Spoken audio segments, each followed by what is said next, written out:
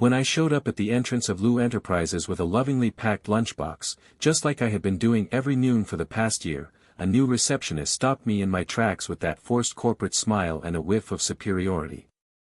"Excuse me, sir, outsiders aren't allowed inside unless you have an appointment," he said, clearly mistaking me for some clingy admirer or food delivery guy with a crush on the boss. I looked at him dead in the eye and said calmly, "I'm Rachel Lou's husband." He scoffed, like I just claimed to be the King of England. "Right. Sure. And I'm Jeff Bezos. Look, man, I know her type. Elegant, powerful. You're not even dressed like you belong here."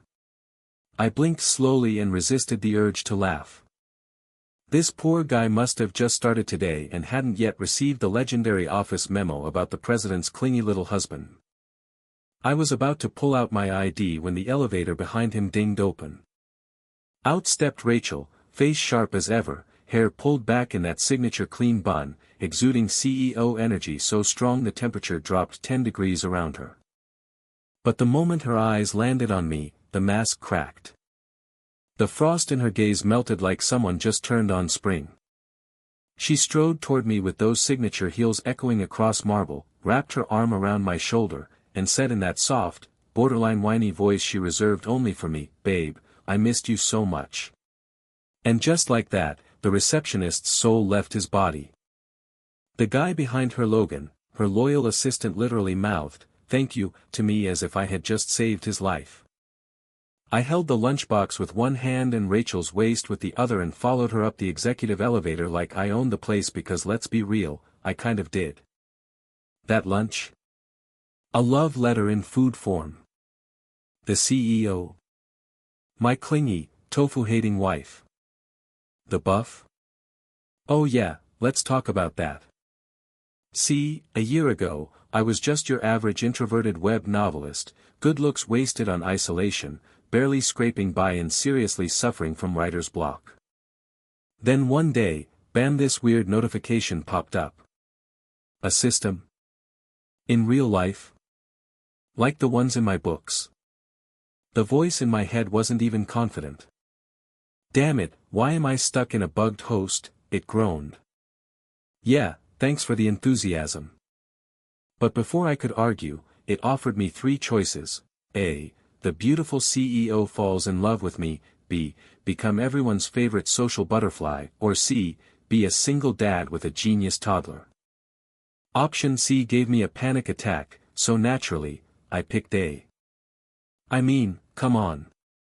Research purposes. Write what you live, right? What I didn't expect was that the system would straight up assign Rachel Lou to me. We met when I was getting an 4 drip at the hospital, sick from working too late and showering at midnight like a moron.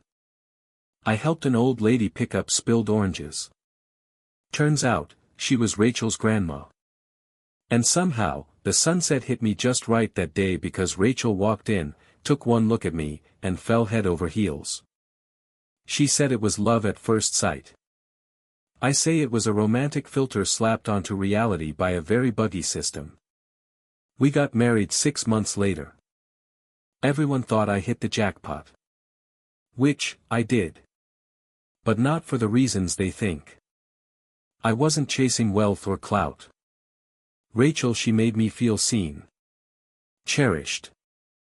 Even now, she'd skip billion-dollar meetings just to sit on the couch and pout because I put tofu in the soup. "Honey, tofu is flavorless.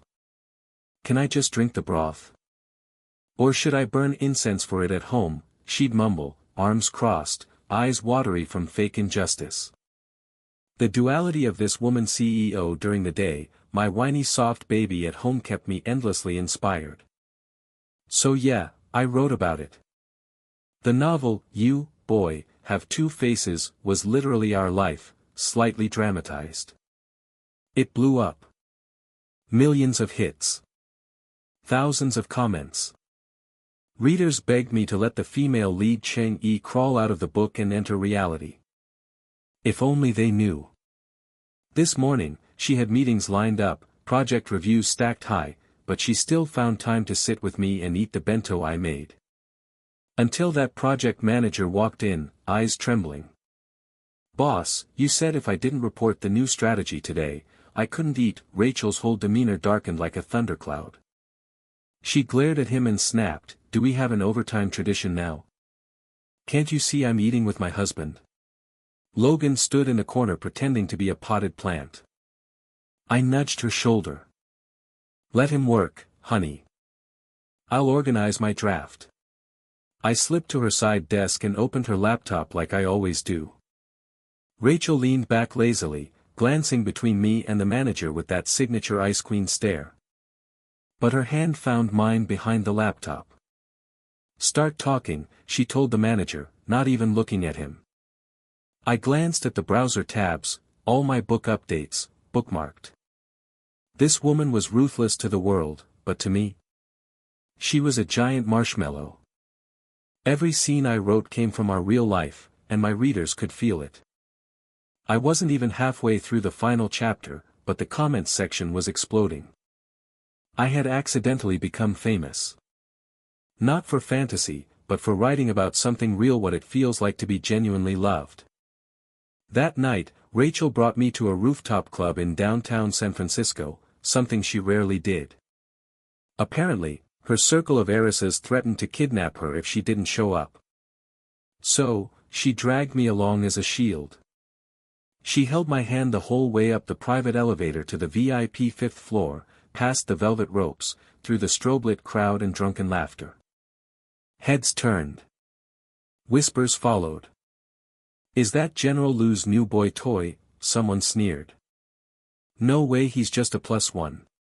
A girl leaned in. "Actually, I think that's her legal husband." And just like that, the tone in the room changed. Eyes went from contempt to curiosity. Rachel, with her unreadable expression, let go of my hand only to slide her arm around my waist possessively. "This is my husband," she said coolly, and nobody dared argue. Later, after a few rounds of mahjong and some vodka shots, she drunkenly pressed her head into my neck and whispered, "I won the game, so I bought you a new watch with the prize money." Her breath was warm and sweet. "Do you like it, baby?" I was tipsy, yes. But it wasn't the alcohol that made me dizzy. It was her. The woman who ruled boardrooms and threw daggers with her eyes now looked like a soft kitten curled around my chest. "Rachel," I whispered, "you're too good to me." And maybe it was the whiskey or maybe it was fate, but that night, the system spoke again. Reminder, the buff blessing will expire once the system completes repairs. Estimated time remaining, 72 hours. I froze. Everything I had, everything I loved, it was all temporary. Was this entire year a lie? Or did something real grow from something fake? I didn't sleep that night. I just lay there beside her, watching her peaceful face under the city lights, wondering how I could ever let her go. And as I stared, she stirred, opened her eyes halfway, and whispered, "Hubby, don't leave me. I really love you." I smiled through my tears, kissed her forehead, and tried not to fall apart. Because I knew part 2 of this story would break me. The next morning hit different, not because of the hangover or the stale taste of whiskey on my tongue, but because I knew the countdown had begun, the system's timer ticking silently behind the scenes like a bomb I couldn't defuse, and as I opened my eyes, blinking against the soft morning light leaking through the sheer curtains, Rachel was already up, hair in a messy ponytail, wearing my oversized hoodie, barefoot in the kitchen plating up fruit for breakfast like some kind of domestic dream. And I swear to God, I wanted to stop time right there, not because it was perfect, but because it was real, or at least, it felt real to me, and maybe that's all that ever mattered, because whether it was fate, system manipulation, or divine comedy, I had fallen for this woman, and the fear of losing her gnawed at my chest like a slow burn I couldn't put out, and as I dragged myself out of bed and into the dining room, Rachel looked up from arranging strawberries into a heart on my plate and smiled. "Morning, babe, go wash up, Auntie already made your favorite soup," and I tried so hard to match her energy, to pretend like everything was okay, but every time she looked at me, every time she smiled like she always did, I felt like I was stealing something that didn't belong to me, and I hated that. I hated knowing I was on borrowed time, but I still nodded and kissed her cheek, savoring the smell of her shampoo, the warmth of her skin, the little details I knew I'd one day ache for. And for the next 3 days, we acted like nothing was wrong, like nothing was ending, and maybe that's what made it hurt worse, because she gave me everything I ever wanted in those 72 hours. We cuddled on the couch while I typed the final chapters of my novel, she brought me snacks between edits, her head resting on my thigh while I read fan comments out loud, laughing together like we weren't two people living on a countdown to heartbreak. And on the third night, with rain tapping gently on the windows and the news murmuring in the background, I wrote the final line, "Good night," and hit save, just as Rachel draped a blanket over my shoulders and nuzzled my neck, whispering, "You did it, honey," and I should have felt proud, but instead I felt this hollowness, like I'd just written our goodbye, and when I checked the comments section, it was flooded with readers saying how touched they were, how real the love between Cheng Yi and the male lead felt. One even wrote, "The author must be loved like this in real life," and I stared at the screen, blinking hard, trying not to lose it, and typed back instinctively, "Yes, we love each other very much," and Rachel, reading over my shoulder, immediately frowned and corrected me, "What girlfriend?" "It's wife," and I turned to look at her mock-offended face, those raised brows, that puffed cheek expression she always made when pretending to be mad, and I couldn't help but chuckle. All right, I'll edit it," and under the comment, I added, "Correction, not my girlfriend, the heroine is based on my wife," and she beamed, walking off to get fruit like she hadn't just made my heart combust again, but the second she left, the system's voice returned, clear and merciless, "System update complete. Buff privileges revoked effective tomorrow. Please prepare for full reset," and I sat there frozen, the fruit plate untouched, the heart-shaped strawberries taunting me like a joke from the universe, and I knew that the version of Rachel who sang Taylor Swift off-key while brushing her teeth, who hugged me mid-meeting just because she felt like it, who called me hubby 20 times a day, would disappear, and all I'd be left with was the cold, polished CEO who had no idea why she ever married a nobody like me, and I tried to rationalize it, told myself maybe she'd still feel something, maybe not everything was system-fueled, but the system's last words haunted me, "He will not forget you, but it's unclear if his original self can love you," and that night, I barely slept, watching her peaceful face under the moonlight, the faint crease between her brows even in her dreams, and at one point, she murmured again in her sleep, "Don't leave me," and I bit my lip until it bled, because how do you let go of someone who keeps pulling you in even when she doesn't know it, and I held her hand until the sun rose, savoring every second, because I knew it would be the last time she'd wake up and smile at me the same way, and when her alarm finally buzzed and she stirred awake, the moment her eyes met mine, I saw it shift, the confusion, the unfamiliarity, the cold edge sliding into her gaze like a shutter closing, and she flinched away from my touch, sitting up rigidly, looking at me like a stranger had crawled into her bed, and I felt my stomach drop, like someone had kicked the floor out from under me, because just like that, my dream ended, the buff was gone, and Rachel Liu, the woman who used to beg me not to leave her side, now stared at me like I didn't belong in her house, and she apologized awkwardly, "Sorry, I just feel off," and I nodded, swallowing the scream in my throat, trying to keep my face neutral as she got dressed and left for a jog, her usual morning ritual from before the system ever touched our lives. And when she didn't come back, I knew she'd gone straight to the office, avoiding me, avoiding whatever guilt or confusion she couldn't explain, and I didn't blame her, not really, because how could she understand a year of love that wasn't fully her choice, and I spent the rest of the day packing my things, shoving a year of marriage into 2 suitcases and a bruised heart, but just as I was about to zip the last bag, I saw it folded neatly on the nightstand, a handwritten note in her handwriting, "Babe, please don't overthink. I'll always be the one you can't get rid of," and I broke, right there on the floor, clutching that note like it was a lifeline, because even if her memories weren't fake, maybe just maybe the feelings weren't either, and I made a choice, reckless and hopeful and entirely pathetic. I unpacked everything, cried into a pillow for 20 minutes, then marched to the kitchen to make her lunch, the way I used to, like nothing had changed, because deep down, I was still holding out for the tiniest chance that the real Rachel Liu might still want me, and if I had to chase her from the beginning again, so be it, because loving her buff or not was never the problem, letting her go was, and as I stood at the stove watching the soup bubble, I whispered to myself, "We're not done yet," and I meant it. I brought the lunch to Rachel's office just like I used to, same time, same route, same stupid hopeful heart pretending this was still our routine, and the receptionist didn't stop me this time. In fact, he bowed slightly and said, "Good afternoon, Mr. Lou," like I was some noble spouse returning to the throne, and it hit me then that she must have made a company-wide announcement after that receptionist disaster last time, maybe something along the lines of, "Remember this man's face or find a new job," and I wanted to believe that meant something, that the real her still cared enough to protect me in her own cold, CEO way. But when I stepped out of the elevator and glanced through the frosted glass of her office, all I saw was Rachel buried in paperwork, laser-focused, untouched coffee on the table beside her, her assistant Logan hovering nearby looking half dead from stress, and I hesitated outside the door for a second, debating if I should go in or just leave the lunch with the receptionist like some delivery boy too scared to face rejection, but I told myself to grow a spine and pushed the door open like I had every time for the past year, only this time the air inside was different, colder, heavier, and before I could even speak, she snapped without looking up, "Don't you understand office protocol?"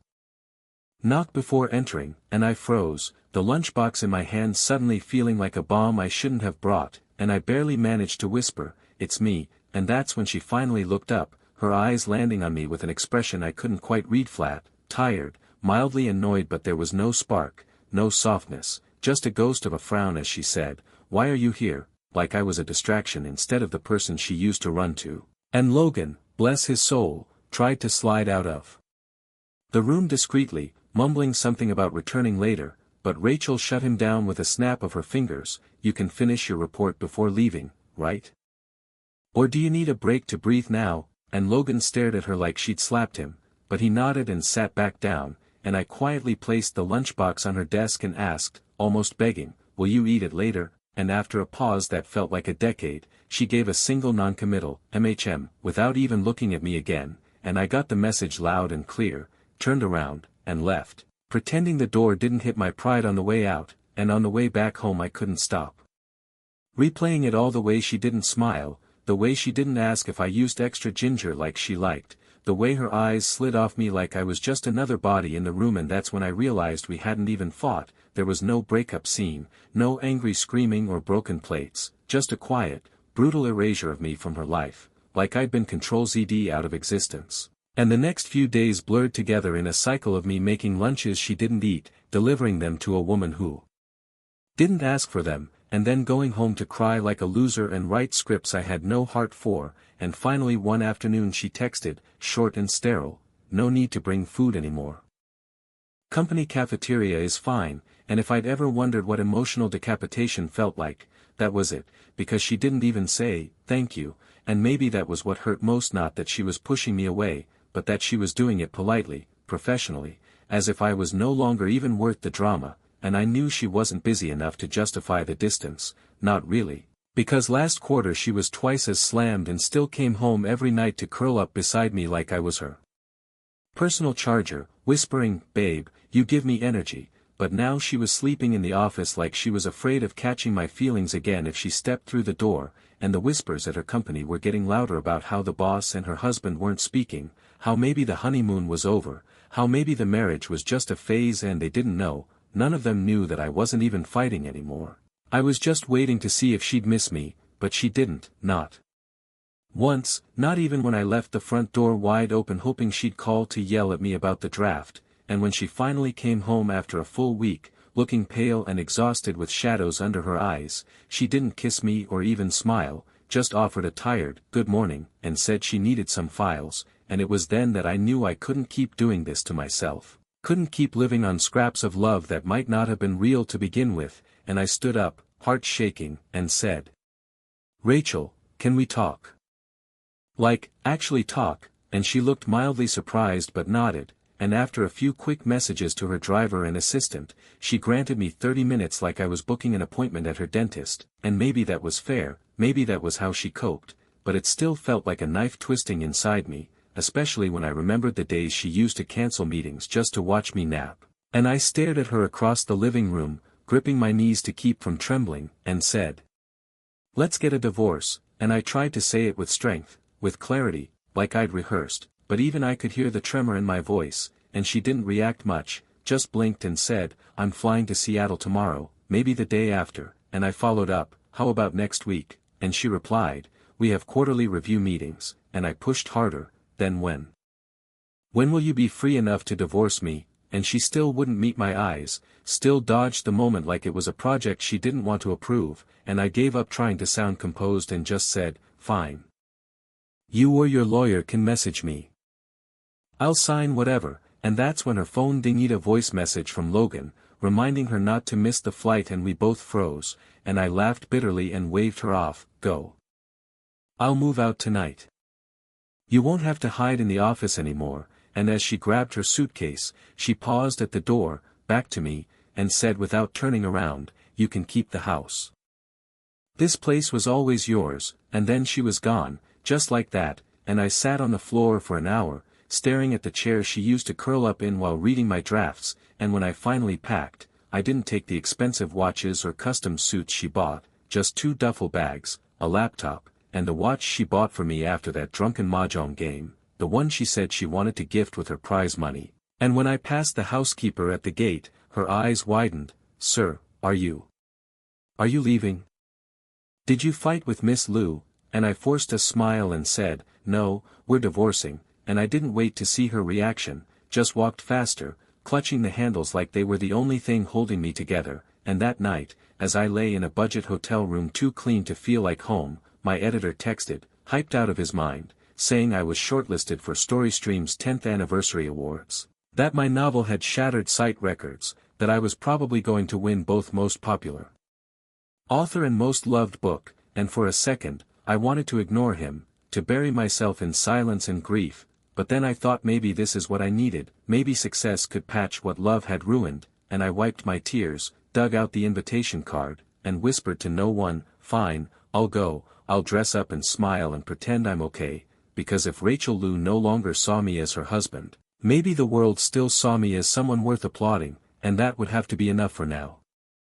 3 days later, I showed up at the airport with a pressed suit, a heart held together with duct tape, and a suitcase that rattled with half-written outlines and a charger that didn't even belong to me, because apparently I still didn't know how to pack properly even after moving out of the house I once called home, and just as I was about to disappear into the crowd, I heard my name, well, not my name, but the title they still used for me, Mr.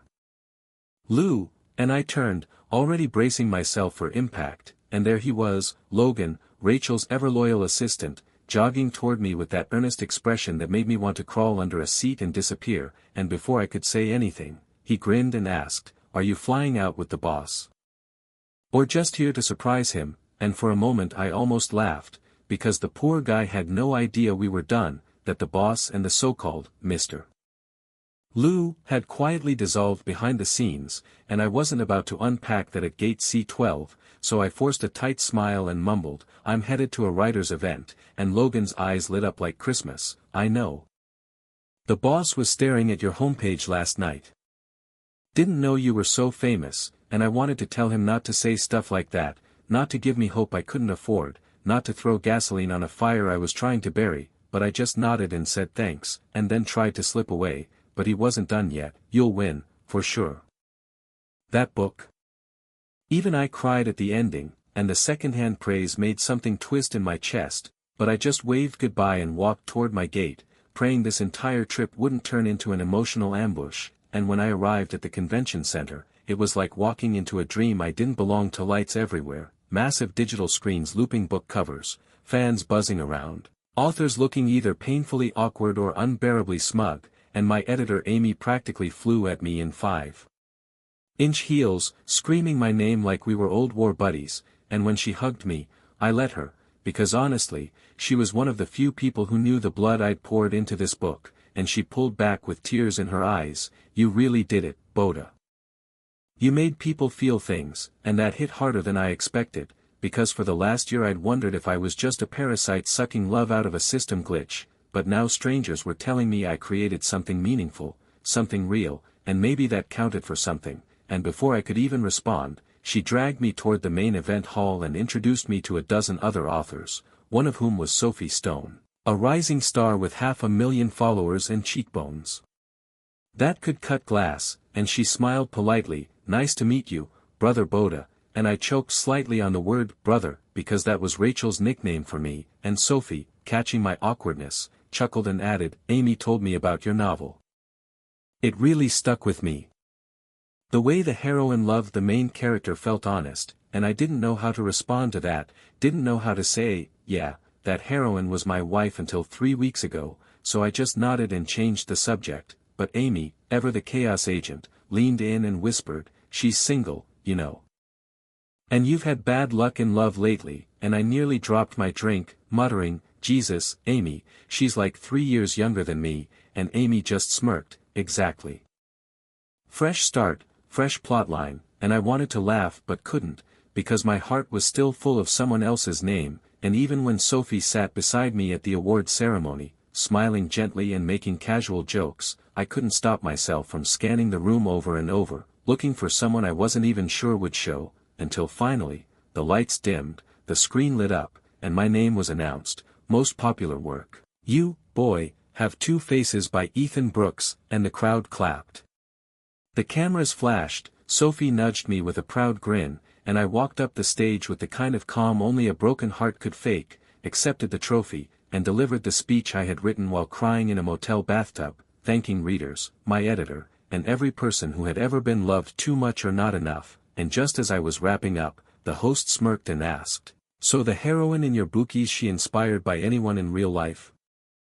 Someone you love, perhaps?" And I froze, microphone in hand, because I knew what they wanted, knew the internet had already read my comment replying to a fan that yes, Chang-yi was based on my wife, and now they wanted the romantic confirmation, the sweet reveal, but all I could say was, "No, she's just a character, something I made up," and I hated myself for lying. Hated that the truth was so complicated it wouldn't fit in a soundbite, and when I got off stage and returned to my seat, I accidentally stepped on my own coat and stumbled forward, and Sophie caught me by the arm, asking, "Are you okay?" And I looked up to thank her, only to lock eyes with Rachel across the crowd, sitting in the last row like a ghost I didn't summon, looking painfully real and completely unreadable, and my breath left my lungs like I'd been punched, because what the hell was she doing here?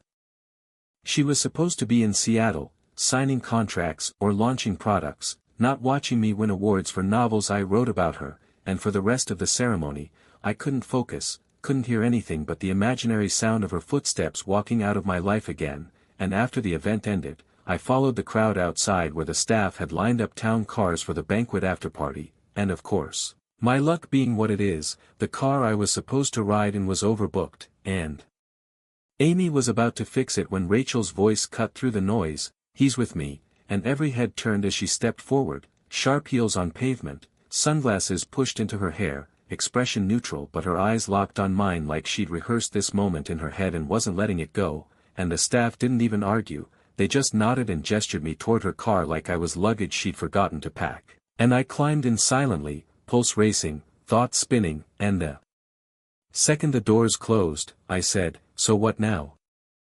You want to finalize the divorce in private," and she didn't answer right away, just started the car and drove in silence for 10 minutes before pulling into an empty parking lot, shutting off the engine, and lighting a cigarette, something she only did when she was under massive stress, and I noticed how the way her fingers trembled slightly as she held it, how her lips pressed together like she was keeping in words too big to say, and finally, she looked at me and whispered, "I don't want a divorce," and I almost laughed, not because it was funny, but because it was cruel, because I had spent weeks preparing for this breakup, grieving it, bleeding for it, and now she wanted to rewind like nothing happened, and I asked her why, and she said, "Because when you left, everything got quieter, but not better, and I couldn't stop thinking about you, about all the things I said or didn't say." And I wanted to scream that she said nothing, literally nothing, just silence and stares and disappearing acts, but instead I just asked the one thing I had left, "Do you love me?" And her voice cracked as she said, "I don't know what love's supposed to look like without the system, but when I saw you on that stage and you denied me it hurt," and for the first time in forever, I saw her walls tremble, saw the storm behind the calm, and she leaned forward, pressed her forehead against mine, and whispered, "Let's just try again, not because of a system, not because of timing, just because." We want to, and I didn't say anything, I just kissed her like I'd been waiting years, not weeks, because maybe that's what it felt like when love crawled back from the dead, messy, tentative, but alive. I don't remember the exact moment Rachel shifted from guarded hesitation to full-blown, clingy wife mode again, but I know it started with that kiss in the car and unraveled beautifully from there, because after that night, it was like she remembered every version of herself who had ever loved Mesostem or no system and decided she wasn't ready to lose any of them. Especially not the one who bought me a watch with mahjong winnings and pouted whenever tofu showed up in the soup, and yeah, she was still the same cold, sharp CEO when she stepped into the boardroom, but behind closed doors, I was once again her designated human pillow, private chef, personal editor, and legally wedded emotional support, and I wasn't complaining one bit, not when she came home late and dropped her bag on the floor just to flop onto my chest and mumble, "Husband, I survived another board meeting, praise me." Not when she refused to eat at corporate banquets because my man cooks better, and especially not when she started stealing my hoodies like it was some sort of silent relationship tax,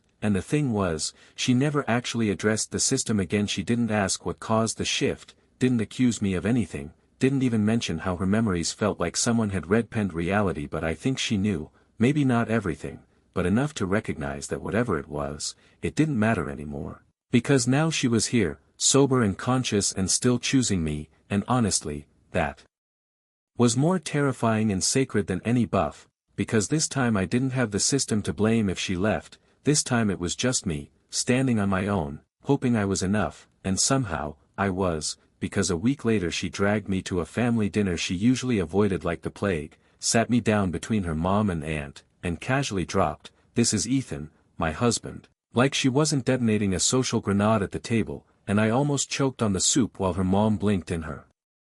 Aunt asked if I was the guy from that romance novel with the spicy title, and Rachel just smiled and answered for me, yes, and the prototype was me, like it was the most obvious thing in the world, and that was the thing about her: she didn't half love, she didn't soft launch, she didn't do things by halves, so when she decided we were back, we were all the way back, social media, public appearances. Even her quarterly company newsletter started referring to me as Mr. Lou, which made Logan nearly cry from the whiplash, and my editor Amy. She went full unhinged and started calling us the CEO ex-writer power couple, pitching merch and author interviews like she was trying to get us a Netflix deal, and while I tried to dodge the spotlight, Rachel leaned into it with zero shame, posting stories of me cooking shirtless or buried under plushies with the caption, "Husband privileges unlocked," and I tried to act annoyed, but every time she called me hubby in front of her shareholders, I melted like cheap chocolate in July, and then one night, somewhere between ramen and reruns, she looked at me with that glint in her eyes and said, "Let's go official," and I blinked, confused, "We already are," and she shook her head, "No, I mean full announcement. Joint post. Hashtag couple goals.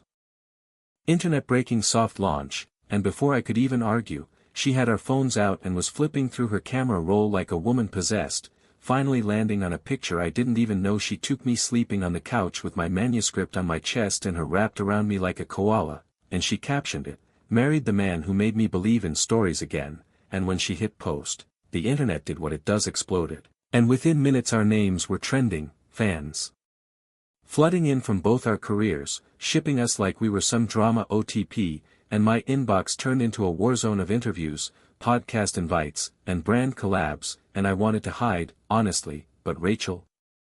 She was glowing, replying to comments like, "Yes, he's mine," and "Hands off ladies," and "He does cook that well," and I realized something then: I wasn't the only one afraid I'd wake up and lose this, she was too, maybe even more, and this was her way of claiming me back, of making sure the world knew that the coldest CEO in the Bay didn't just fall for a glitchy novelist, she married him, posted about it, and dared anyone to question it, and after that, things became domestic, in the best possible way, like the kind of quiet chaos people crave but never get: burnt toast mornings, dueling toothbrushes, late-night brainstorming sessions where she curled up with her laptop and critiqued my character arcs while wearing my college hoodie. And there were still rough patches, sure, moments where we slipped into old habits, when stress made her cold or made me retreat, but the difference now was we talked through it, no more running, no more silence, no more letting emotions rot in the dark. And one night, while I was folding laundry and she was half asleep scrolling through baby name forums for some reason she refused to explain, she murmured, "Do you ever think about what it would have been like if the system never interfered?" And I froze, because that was the question I tried so hard not to ask myself, but I answered honestly, "I think we still would have met, maybe in a different way, maybe slower, messier. But I still would have loved you," and she smiled without looking up. "Good. Because I think I would have loved you too.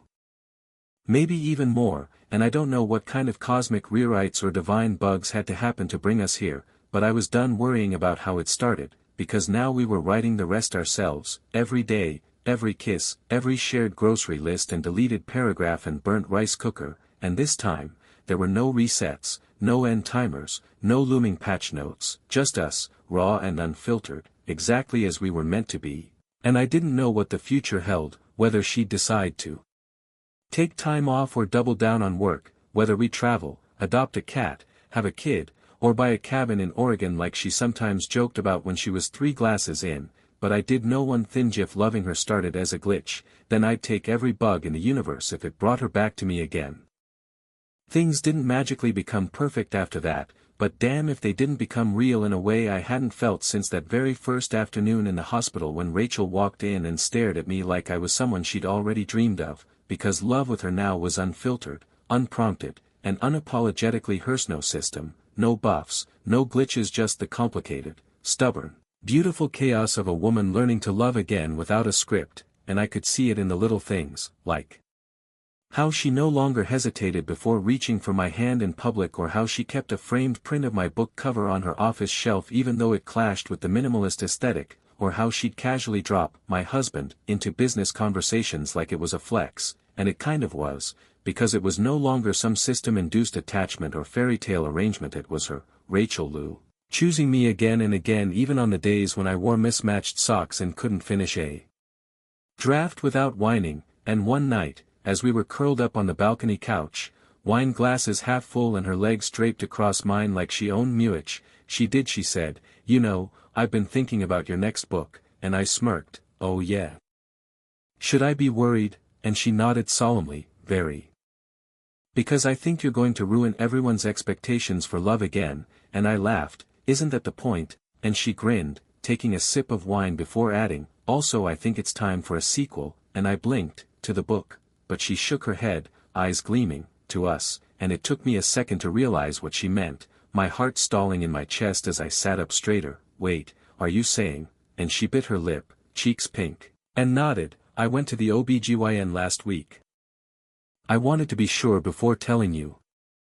I'm pregnant, Ethan," and just like that, every word I knew fled my brain like they'd been evicted, because I was still struggling to wrap my head around the idea that this woman, this powerful, brilliant, intimidating goddess of a woman who once ordered a hostile takeover over coffee, was now carrying a tiny, future chaos gremlin that we made together, and I couldn't do anything but laugh and cry and kiss her at the same time, whispering, "Are you serious?" And when she said yes again, I just held her, hand over her belly, heart racing like I was 19 again and falling in love for the first time, because in a way, I was, and in the weeks that followed, I wrote more than I ever had before, not because I was trying to escape, but because for the first time, I wanted to preserve everything, every second, every flutter of her stomach, every midnight craving, every boardroom meltdown where she threw a stapler because someone brought her decaf by accident, every late-night cuddle where she wrapped my hands around her like armor and muttered, "Don't let go," and I didn't, not even for a second, and when the book went live, I didn't even care about the stats, didn't care that it jumped to 1 on the platform within a week, because I knew, this time, I wasn't writing to prove anything. I was writing from gratitude, from love, from the kind of wholeness that doesn't need a plot twist to feel satisfying. And Rachel read every chapter, of course she did, her red annotations in the margins now saying things like, "You better not cut this scene," or, "Tell the readers I'm even hotter in real life," and I did, because she was, and then the day came rainy, poetic, stupidly cinematic when Rachel went into labor, and for the first time in our entire relationship, she actually screamed at me, like real, full volume, feral CEO rage, yelling, "This is your fault." Between contractions while I tried not to faint and kept reassuring her that she was doing amazing and that I still loved her even if she crushed all the bones in my hand, and then suddenly, there he was, our son, tiny and loud and already frowning like he was late to a meeting, and Rachel, sweat-drenched and shaking, looked at me through bleary eyes and whispered, "He has your eyes," and I just lost it, crying like a man who had no business pretending to be composed, because in that moment, everything made sense, every fight, every heartbreak, every line I ever wrote, it all led here, to this messy, perfect little family.